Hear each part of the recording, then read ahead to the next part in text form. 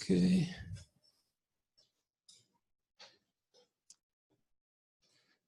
Sorry, just checking. Okay, good. Sorry.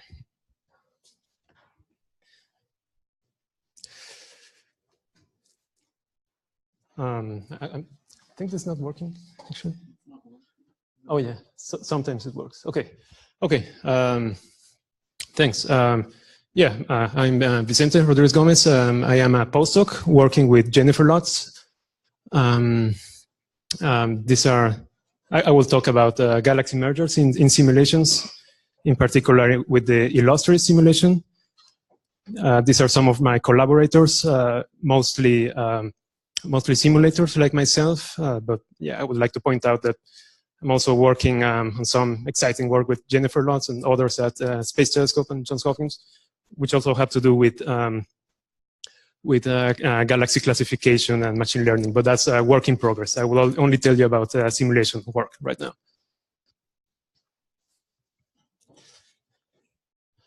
Okay, so there will be a very brief introduction, then I will briefly describe the merger trees, which are the main tool that you use to study mergers in simulations. And then hopefully I'll have time to describe these three applications in increasing order of complexity. So first, to measure the galaxy-galaxy merger rate. So just how many mergers there are, were mergers more frequent in the past than the present, are more massive galaxies more likely to merge, and so on. And then I will study what is perhaps the most direct consequence of mergers, which is the growth in stellar mass, from mergers, and also how this accreted stellar content is deposited. And finally, I will address the classic problem of what is the impact of mergers on galaxy morphology. Which, by the way, this year is I think this is the 40th anniversary of the merger hypothesis as proposed by Tumri. Okay, so hopefully I don't have to convince this crowd that galaxy mergers are important. You know, they happen. We see them in the universe, and from the hierarchical nature of structure formation, they have to be included in any serious galaxy formation model. However, much of our understanding about galaxy mergers comes from what we call idealized simulations, idealized merger simulations. I'm showing an example here from some old simulation, and we call it idealized because the two galaxies are set on a collision course from the beginning. And I mean, now we know that the outcome of the mergers depends on many things, like the mass ratio, the morphologies of the merging galaxies, the orbits, the gas fraction, and with these idealized simulations, it's I mean, you're not really sampling the full range of properties of the progenitor. So, and hydrodynamic cosmological simulations is the ideal tool to study these problems. Yep. So yeah, that's what I said. So in particular, there is no precise determination of the galaxy-galaxy merger rate, and there's no consensus about the impact of mergers on galaxy growth and morphology. So we will study this with a hydrodynamic cosmological simulation. Okay, so this is the simulation I use. It's known as the Illustrious project. It's a hydrodynamic cosmological simulation run on a 100 megaparsec box on the side with the code arepo. There are 3 different resolutions of the simulation, so that you can do convergence tests and things like that. And I would say that the physical model was reasonably successful in producing many properties, many galaxy observables. So this is what is perhaps my favorite image of the Illustrious simulation. This was done by Greg Snyder at Space Telescope. So this is the Hubble Ultra Deep Field. However, one half is a simulation, the other half is the real ultra deep field. And sometimes I ask, which is which. I probably won't do that right now, but you can see that they are quite similar. Well, actually, if there are any observers in the audience, you will see the diffraction from the stars. So that's a easy giveaway. But the point is that, yeah, you have thousands of galaxies, so this is a great tool to study galaxy mergers. Should I try this? No. Oh, okay.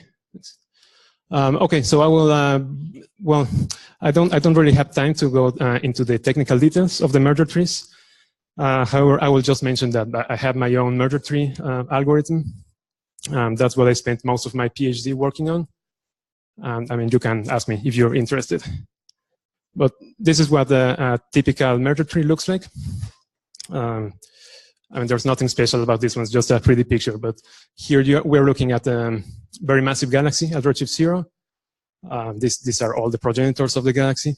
The branch on the left is what is known as the main branch of the merger tree. And every time two branches merge, I mean, that's the definition of a merger.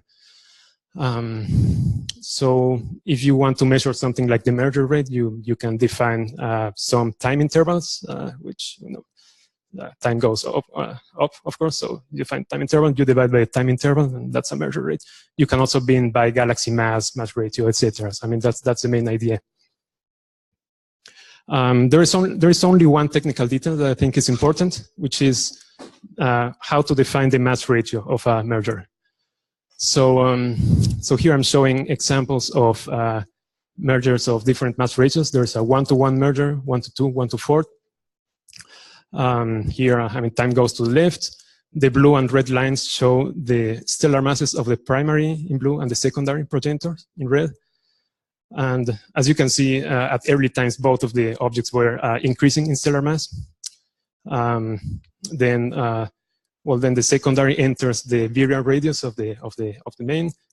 Then it reaches a maximum stellar mass, and then the mass starts to drop due to mostly tidal stripping. It can also be a bit numerical, actually, but in any case, you want to avoid defining the merger rate one snapshot before the actual merger. So after some experimentation, we found that actually Tmax is a better choice.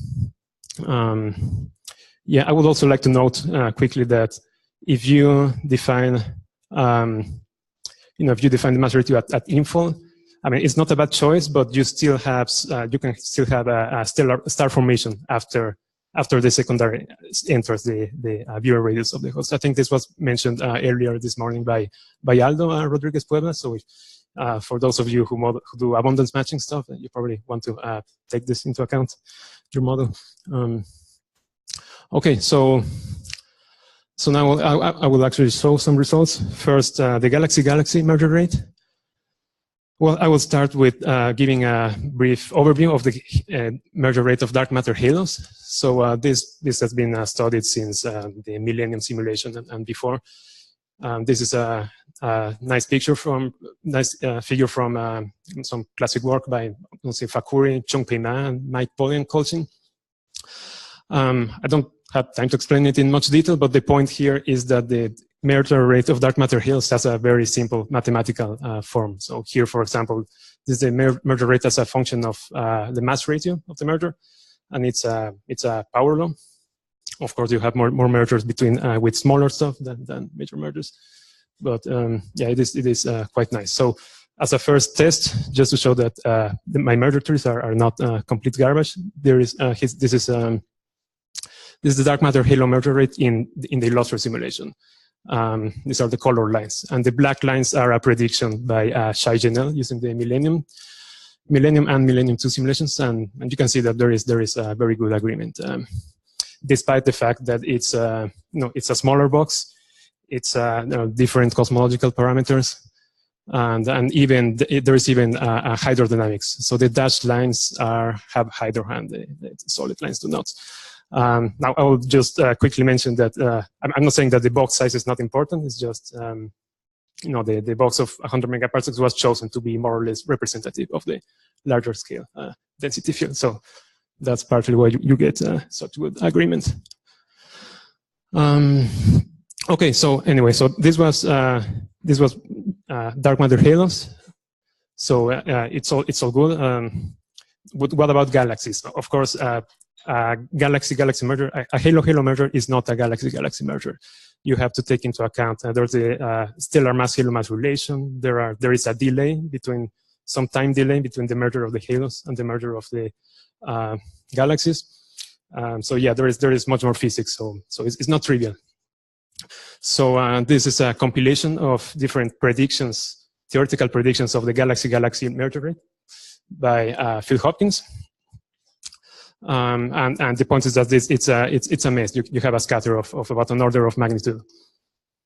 So yeah, this is what inspired me to do essentially what Chung-Pei Ma did for the halo merger rate, but for galaxies. And well, it was a pleasant surprise that we find that the galaxy-galaxy merger rate also has a very simple mathematical form. So here it's shown as a function of mass ratio. It's a power law as a function. Yeah, as with stellar mass, it's also well, this is more of a double power law. So this reflects the shape of the stellar mass-halo mass relation. And as a function of redshift, it's also a power law with 1 plus c. So it's an increasing function of redshift.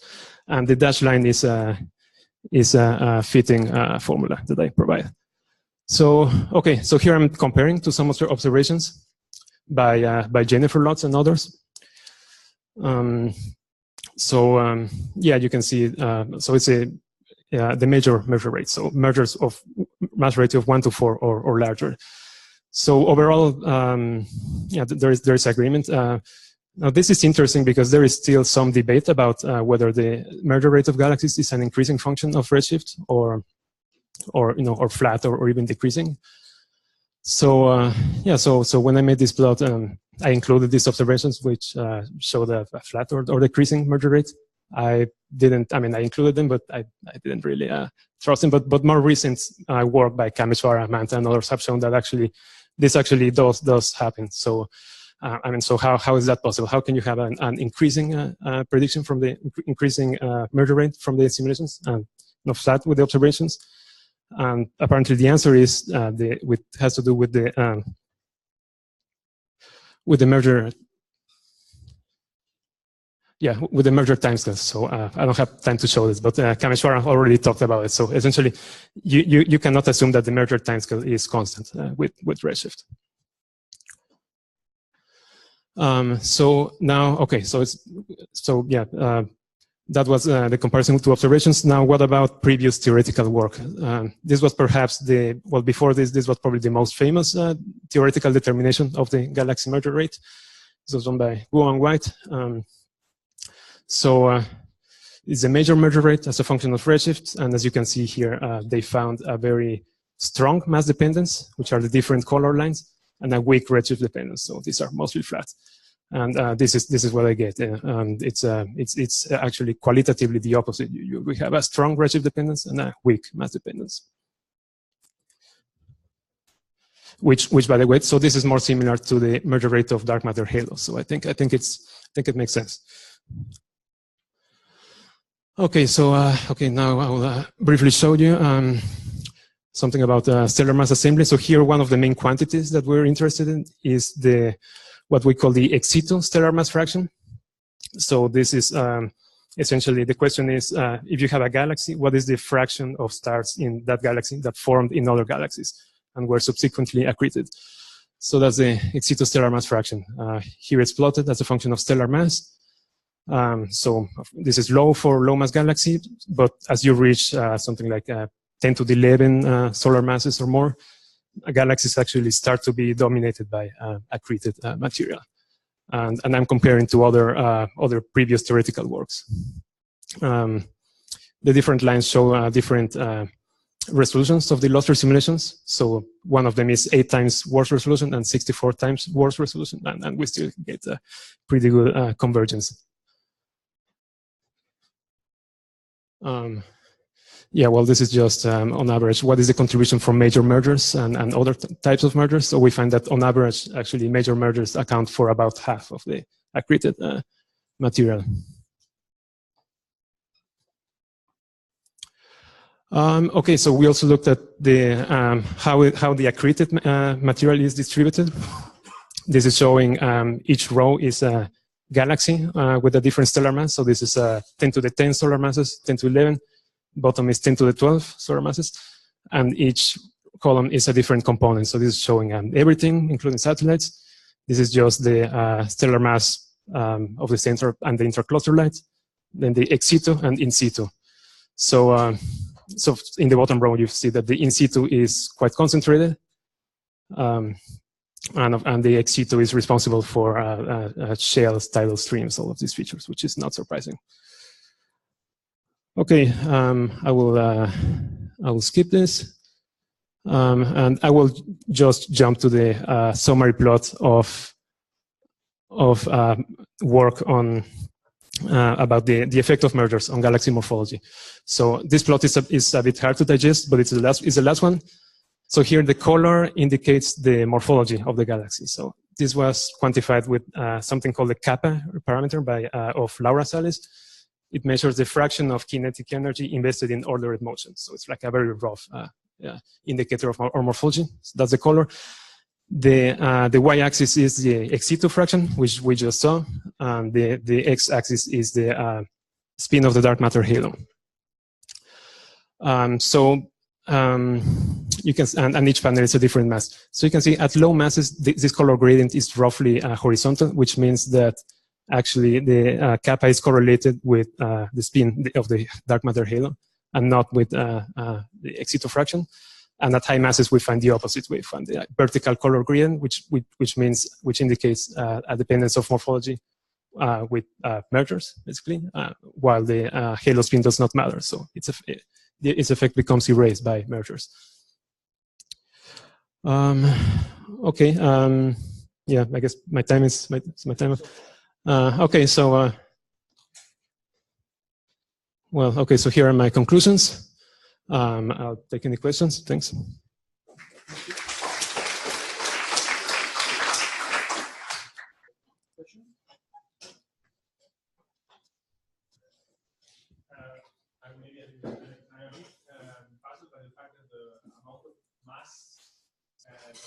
That comes from major mergers in the event of stellar mass.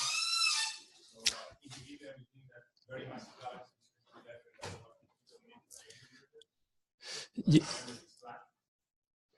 yeah, well, yeah, I think this plot, so actually this is only showing the fraction of the accreted stellar mass. So it's not a fraction of the total stellar mass of the galaxy, it's just, you know, that the fraction that is accreted, major mergers account for about half of it. So essentially, I'm not saying that for example, galaxies with 10 to the 10 solar masses are half of their masses from major mergers, but whatever tiny fraction is from accreted, say 5%, then half of that 5% on average is from major mergers. So, yeah. So here, if you look at the same at 10 to the 10, then that's on the median is like 5%. So only 5% of the mass comes from overall from any accreted and stuff. Any other question? Okay. You just take the parallel distribution of the merger fraction, and you adopt something quite simple, say a sort of a mass function shape, and apply that to do that. Would you actually get the fractions that you see? Yes, yes. Yes, so we did that. I don't have that plot here, but I have a plot where I actually calculate this exactly the same thing, but using only the merger rate results rather than this directly. And we find that it only if you use the mass rate definition that I proposed earlier, using the maximum, then you get the same answer. If you use something else, then you don't. Yeah. So yeah, that's why I like the definition. Everything is consistent using it. Yeah. So I think we should thank him. Okay. Okay. Thank you.